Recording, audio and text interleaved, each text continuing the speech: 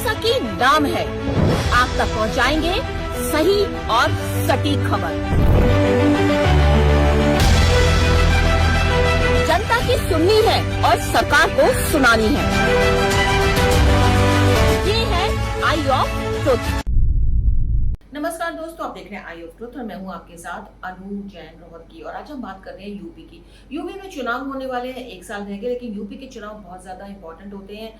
सभी को पता है कि यूपी में जो जीतता है, जो पार्टी जीतती है, और कहा जाता है कि जो यूपी में जीता केंद्र में भी उसकी सरकार होने का पूरा चांसेस रहते हैं। और यही कारण है यूपी के चुनाव, हर कोई जो विधानसभा चुनाव होता है, हर दल बहुत ही सीरियसली लेता है। और इस समय यूपी में अगर हम दलों की बात करें तो जो सिनेरियो आजकल यूपी में चल रहा है, साफ लग रहा है कि जो मुकाबला है बीजेपी वर्सेस समाजवादी पार्टी है। जी हाँ, अखिलेश यादव वर्सेस योगी का मुकाबला। और यही कारण है आजकल अगर हम देखें तो अखिलेश यादव ने लगता है अपनी चुनावी रणनीति बिल्कुल तैयार कर ली है। 2 मुद्दे उन्होंने ऐसे उठाए हैं और आप लगातार देखिए वो 2 मुद्दों पर योगी सरकार को, मोदी सरकार को लगातार घेर रहे हैं। और ये 2 मुद्दे ऐसे हैं जो बीजेपी की भी गले की जो हड्डी है कभी बन चुकी है। और इनमें से एक मुद्दे की बात करें तो बीजेपी के लिए वो बहुत ही एम्बैरेसिंग मुद्दा है। जी हाँ, आप समझ गए होंगे किसकी बात कर रहे हैं हम। राम मंदिर में चंदा चोरी की बात कर रहे हैं। जी हाँ, अखिलेश यादव ने ये मुद्दा बिल्कुल पकड़ लिया। और ये जो दोनों मुद्दे हम जिसकी बात हम कर रहे हैं, उसमें ये मुद्दे ऐसे हैं जो फेड नहीं होते हैं। और ये जो मुद्दे अखिलेश यादव ने पकड़े हैं, ये लगातार चलने वाले मुद्दे हैं। यानी ये समय के हिसाब से चलने वाले मुद्दे नहीं कि आज चला और कल खत्म हो गया, किसी अपराधी को मार दिया, कोई करप्शन हुआ कि अभी खबर उठी और दब गई। ये ऐसे मुद्दे हैं जो लंबे चलेंगे। और अखिलेश यादव ने बहुत ही सोच समझकर इन मुद्दों को अपना चुनावी हथियार बनाया है। राम मंदिर में जो चंदा चोरी हुआ है उसको लेकर अखिलेश यादव बहुत ज्यादा एग्रेसिव हैं। और सबसे पहले जो शुरुआत थी अखिलेश यादव ने ही एक तरह से इसकी की थी, जो चंदा चोरी की बात हुई थी। और धीरे धीरे अखिलेश ने इस मुद्दे को इस कदर बढ़ाया कि जो बात है पीएम ऑफिस तक भी पहुंची। योगी को भी एसआईटी टीम का गठन करना पड़ा और बहुत से लोग इसके घेरे में आ गए। तो शुरुआत यहाँ पर अखिलेश यादव ने की थी। और ये मुद्दा एम्बैरेसिंग क्यों है बीजेपी के लिए, योगी सरकार के लिए ये मुद्दा जो है भारी क्यों पड़ सकता है चुनावों में। एक तरफ मोदी सरकार की बात करें तो राम मंदिर का बनना अपने आप में ही बीजेपी की एक बहुत बड़ी उपलब्धि रही है, मोदी सरकार की बहुत बड़ी उपलब्धि रही है। और देश में जब कभी भी कोई भी चुनाव होता है, आप अगर ध्यान दें तो चाहे वो रैलियां हो, चाहे वो सभाएं हो, जो भी नेता बीजेपी का होता है, ये बात का जिक्र जरूर करता है कि मोदी सरकार की उपलब्धि क्या है कि उसने राम मंदिर बनाया। 500 साल में जो नहीं हो सका वो मोदी सरकार ने आते के साथ ही अपने कुछ ही सालों में कर दिया। तो एक बड़ा मुद्दा मोदी सरकार के लिए है। और अब जब उसी राम मंदिर में चंदा चोरी की खबर आती है तो जाहिर सी बात है अखिलेश इसको लेकर एक तरफ केंद्र सरकार तो घेर ही रहे हैं, मोदी सरकार को तो लगातार घेर ही रहे, लेकिन साथ ही योगी जी को पूरी तरह से घेर रहे हैं। अब योगी जी को लिए भी बड़ी एम्बैरेसिंग बात है। 2 कारण है इसके पीछे। एक तो खुद ही की योगी की जो छवि बनी हुई है यूपी में कि माफिया के अगेंस्ट है, अपराधियों के अप्रेत हैं, गलत काम करने वालों के अगेंस्ट हैं, बुलडोजर चलाते हैं, तमाम तरह की कार्रवाई करते हैं, करप्शन वो कहते हैं कि बिल्कुल नहीं है। और उन्हीं के राज में इतने प्रतिष्ठित जो इतने सालों बाद राम मंदिर बनकर खड़ा हुआ है, कंट्रोल नहीं रहा उनका। क्या रहा कि उसमें करप्शन हो गया, उसमें चंदा चोरी हो गया। तो ये तो सीधा जो भक्त है, भक्त जन उनकी आस्था के साथ खिलवाड़ हो गया है। तो योगी जी के लिए एक बड़ी समस्या भी है और एक चैलेंज भी है कि किस तरह से इसको वो खत्म करते हैं, किस तरह से इस चैलेंज से वो निपटते हैं, जो अखिलेश यादव ने खुलकर उनके खिलाफ युद्ध छोड़ दिया है राम मंदिर को लेकर के।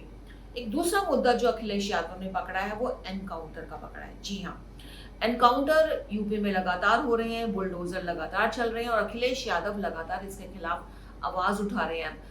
ये वो आवाज जो अखिलेश यादव उठा रहे हैं, जाहिर तौर पर ये उन लोगों की भी आवाज है जो मोदी के इस स्टाइल से खुश नहीं है। जी हाँ, बहुत से ऐसे लोग हैं जो नहीं चाहते हैं कि एनकाउंटर हो, जो नहीं चाहते हैं कि घरों पर बुलडोजर चले, पूरा का पूरा परिवार खत्म हो जाए। एक परिवार में एक सदस्य की गलती और पूरा परिवार उसके चपेटे में आ जाता है जब बुलडोजर चलता है। और जब एनकाउंटर होते हैं तो उसमें कई फेक एनकाउंटर भी हो जाते हैं। और यही कारण है जनता जो है काफी हद तक जो है इसको गलत मानती है और अखिलेश यादव उन्हीं की आवाज बनने की कोशिश कर रहे हैं। दोनों मुद्दे अगर आप देखें तो ये ना खत्म होने वाले मुद्दे हैं। एक राम मंदिर का मुद्दा है जो चलता ही रहेगा, चंदा चौरी का, और जो एनकाउंटर का है, क्योंकि जो योगी सरकार है उसमें लगातार एनकाउंटर भी हो रहे हैं। लेकिन हाँ, यहाँ ये बात करने वाली है कि अखिलेश यादव जो इतना जबरदस्त एनकाउंटर का मुद्दा उठाते हैं, ऐसा नहीं है कि उनके शासन काल में जब उनका साम्राज्य था, जब वो सरकार चला रहे थे, तो क्या यूपी में एनकाउंटर नहीं हुए थे? जी हाँ, यूपी में एनकाउंटर हुए थे, लेकिन ये बात अलग है कि वो एनकाउंटर बहुत कम हुए थे। और अगर हम आंकड़ों की देखें तो 2014 और 15 के बीच में अगर हम आंकड़ों की बात करें तो आंकड़े हमारे सामने हैं कि 2014-15 से लेकर 2016-17 तक जब अखिलेश का यूपी में राज था, तो वहां पर 12 एनकाउंटर हुए थे। 3 साल में 12 नहीं, क्षमा कीजिएगा, 16 एनकाउंटर हुए थे 3 साल में जब अखिलेश की सरकार थी वहां पे। लेकिन अगर हम 2016 17-18 से 2020-21 की 3 साल की योगी शासन की बात करें तो पता चलता है कि 112 एनकाउंटर इन 3 सालों में हो गए। यानी कहते हैं कि जो 7% से ज्यादा जो एनकाउंटर है वो यूपी में हो गए। तो ये बड़ा आंकड़ा जो है सामने आया है। लेकिन हाँ, यहाँ पे अखिलेश ये बात कहते हैं कि जब करते थे एनकाउंटर तो बहुत ही सोच समझ कर और जो बिल्कुल पक्का होता था तब करते थे, लेकिन योगी सरकार में तो आए दिन एनकाउंटर होना एक आम बात हो गई है। और वैसे वो जो अखिलेश यादव कह रहे हैं, अगर आंकड़ों की देखें तो कहीं ना कहीं वो ठीक भी लगता है, क्योंकि फिगर्स मेरे सामने हैं जिसको देख करके हम आपको बता रहे हैं कि 3 सालों की जो हमने बात की है, 77% जो है एनकाउंटर अखिलेश और योगी के 3-3 कार्यकाल में 77% योगी सरकार जब कार्यकाल था तो ज्यादा हुए हैं। और अब पिछले 9 साल की बात करें, जो अखिलेश यादव कहते हैं, जो ब्लेम करते हैं कि हमारे काल में भी हमने एनकाउंटर किए थे, लेकिन बहुत ही सोच समझ के किए थे, बहुत ही प्लानिंग से किए थे, लेकिन योगी सरकार में ऐसा नहीं हो रहा है, बेगुनाह भी मारे जा रहे हैं। तो हमने यहाँ पर 2016-17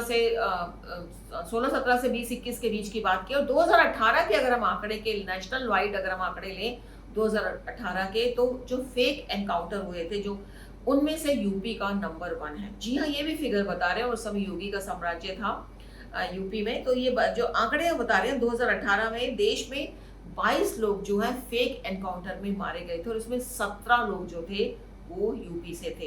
तो इस बात को अखिलेश अब भुना रहे हैं, चुनाव में एक मुद्दा बना रहे हैं। अब 9 साल की हम बात करें, 9 साल के आंकड़े हमारे साथ हैं कि पिछले 9 साल में यूपी में 17,000 से ज्यादा एनकाउंटर हो चुके हैं।